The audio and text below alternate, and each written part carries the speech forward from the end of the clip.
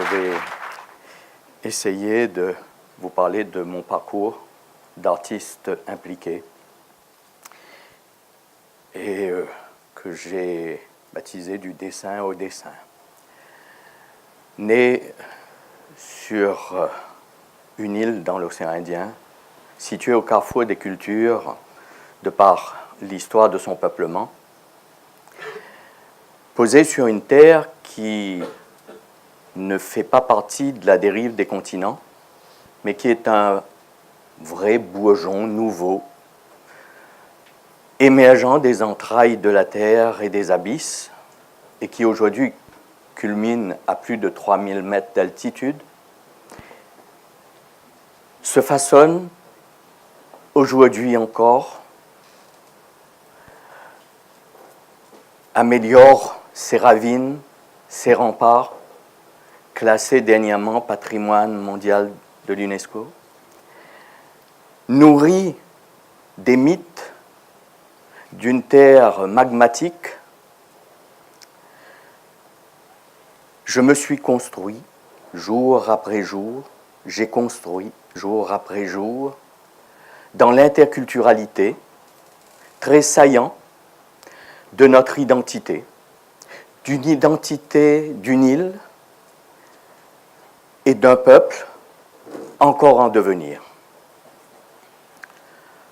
Orphelin de père et de mère, très jeune, je m'enferme et je me sécurise dans mon île intérieure.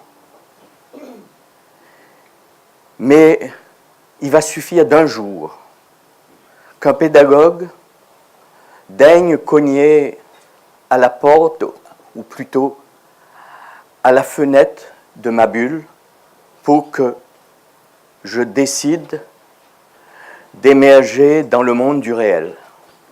Il a suffi que j'existe, ne serait-ce qu'un instant, aux yeux de quelqu'un, pour que j'accepte, enfin, de regarder le monde et sa réalité.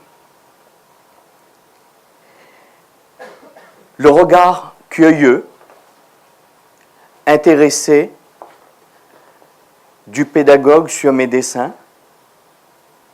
vont me donner encore plus le désir et l'envie de m'extraire de mon monde intérieur abyssal. Je vais bénéficier là d'un soutien difficilement mesurable. Moi qui étais plus proche du cancre de Prévert, moi qui étais plus près de celui qui, sur le tableau noir du malheur, dessinait l'image du bonheur, moi qui avais accumulé tant de retard scolaire, me privant du passeport baccalauréat pour faire des études supérieures, j'allais trouver le chemin pour y accéder.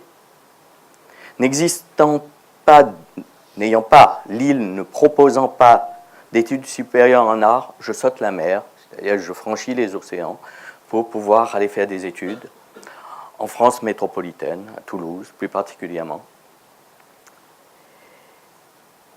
Conscient que je suis un rescapé du système éducatif, je vais bien vite faire mienne la pensée d'un homme de la Révolution française, d'un homme de toutes les libertés, l'abbé Grégoire, qui prônait la liberté des hommes et des peuples par l'accès au savoir en tout lieu, en tout temps, à tout moment de la vie, à un moment où on entrait dans la première révolution technologique. Il disait déjà attention à la fracture, non pas numérique, mais technologique. La pédagogie va bien vite faire partie de mon propre travail de recherche plastique.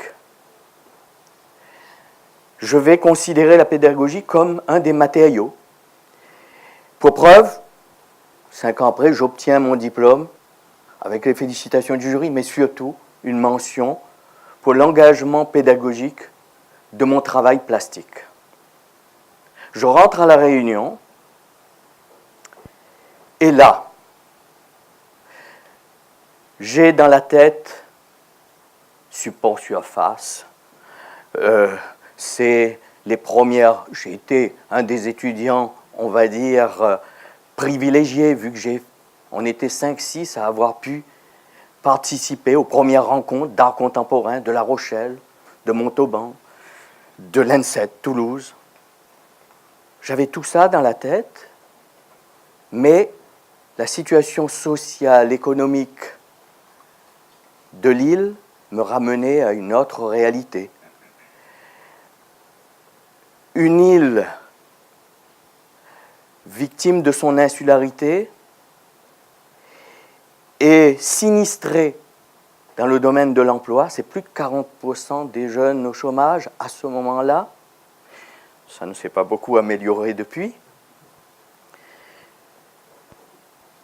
Conscient déjà qu'on est dans une situation mondiale particulière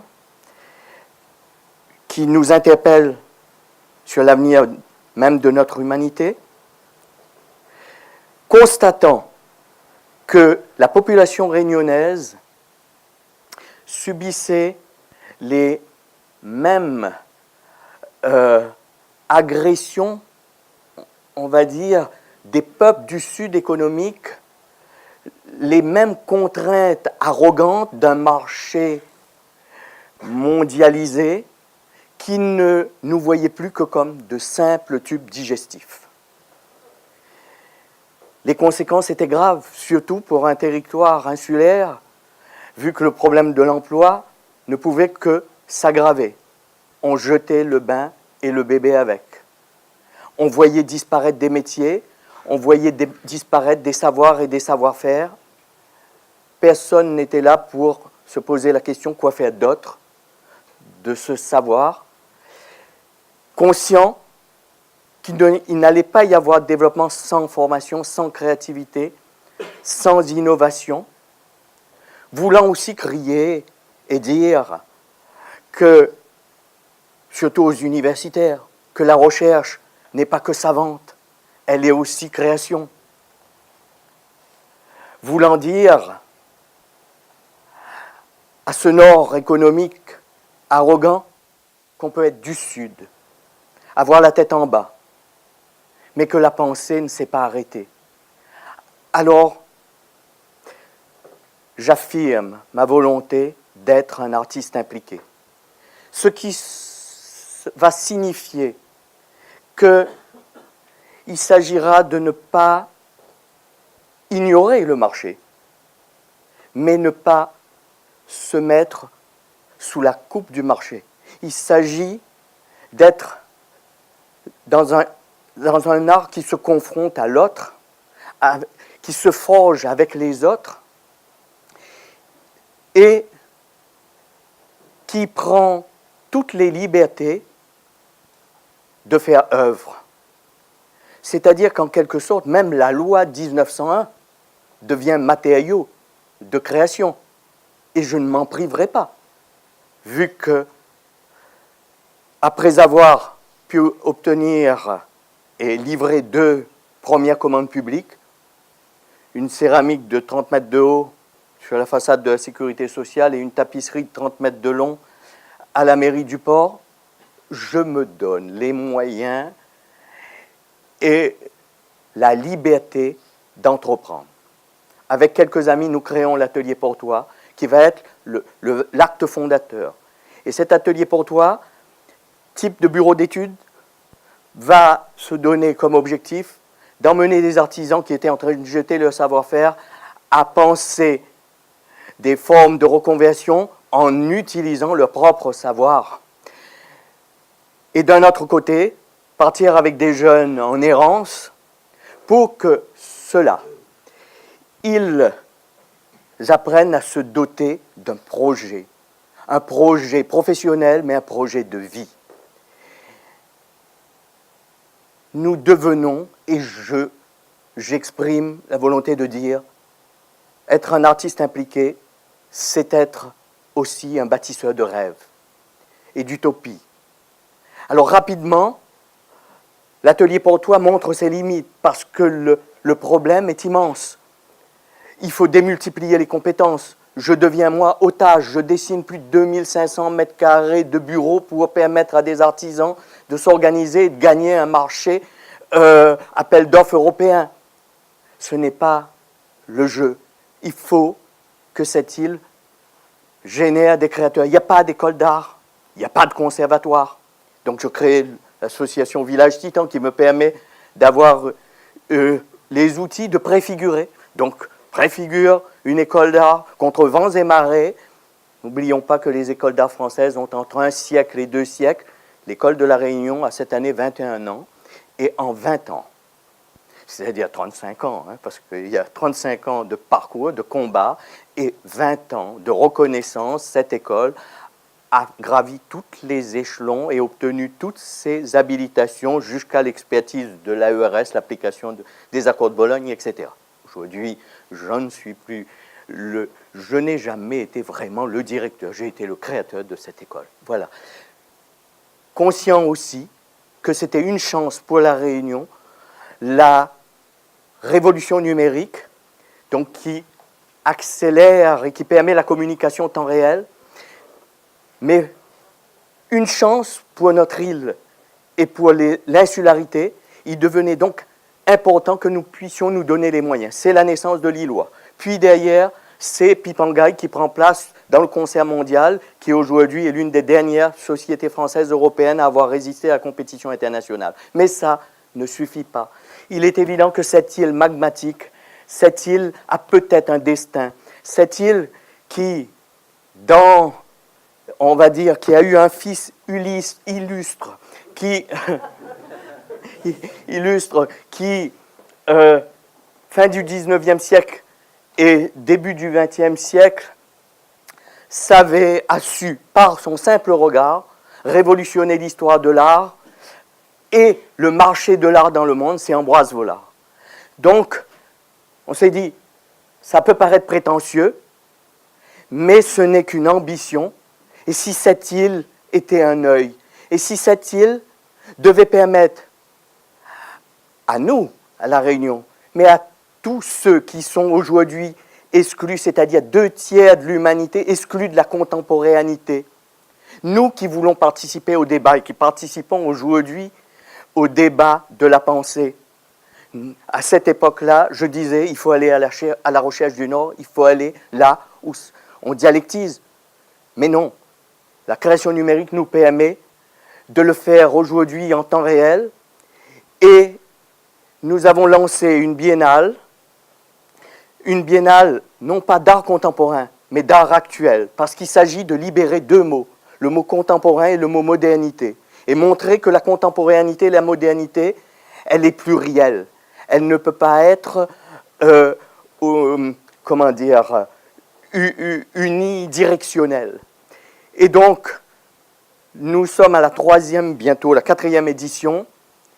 La Réunion, et si la Réunion pouvait être cette terre d'incubation, cette terre de fusion entre art et science, qui peut permettre de faire que ce soit cette terre qui a tous les atouts sur le plan naturel et sur le plan humain pour être et venir peut-être répondre aux questionnements de l'humanité, tant sur les problèmes de l'environnement que sur les problèmes de la xénophobie et les problèmes qui font les malheurs du monde, mais qui nous questionnent sur l'avenir même de notre humanité.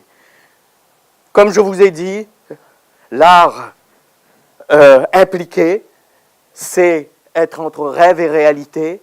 Nous voulons, à ce carrefour des cultures, dans ce creuset qui est ce volcan émergé des entrailles de la Terre, devenir une place de convergence, exister sur la carte du monde comme un lieu où on peut relever des défis et faire de nouveaux rêves pour que les rêves devienne réalité. Merci.